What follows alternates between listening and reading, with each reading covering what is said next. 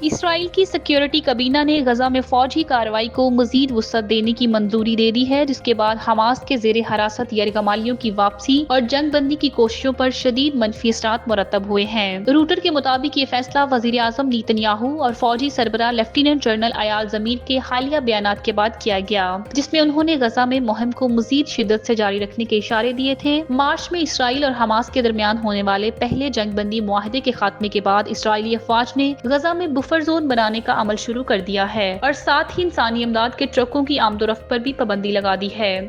اسرائیلی حکام کا کہنا ہے کہ جب تک حماس یرغمالیوں کو رہا نہیں کرتی تب تک فوجی کارروائیاں جاری رہیں گی۔ ان کے مطابق یہ آپریشن نمایاں طور پر بڑھایا جائے گا۔ نیتن یاہو نے جمعرات کو ایک بیان میں کہا کہ ہم اپنے یرغمالیوں کی واپسی چاہتے ہیں، مگر جنگ کا حتمی مقصد ہمارے دشمنوں پر فتح اور دوسری جانب مصر اور قطر کی ثالثی میں جنگ بندی کی بحالی کی کوششیں بھی جاری ہیں۔ تاہم دونوں فریقین اپنی بنیادی مطالبات سے پیچھے ہٹنے کو تیار نہیں ہے۔ اسرائیل جہاں 59 یرغمالیوں کی واپسی کا خواہاں ہے، وہیں وہ حماس کے مکمل غیر مسلح ہونے اور غزہ میں مستقبل میں کسی بھی حکومتی کردار سے حماس کو خارج کرنے کا مطالبہ بھی کر رہا ہے۔ نیتن یاہو کے دفتر نے اس بات کی تردید کی ہے کہ اس نے مصری ثالثوں کی جنگ بندی کی تجویز کو رد کر دیا ہے، تاہم زمینی صورتحال اس بات کی غمازی کر رہی ہے کہ فریقین کے درمیان اختلافات برقرار ہیں۔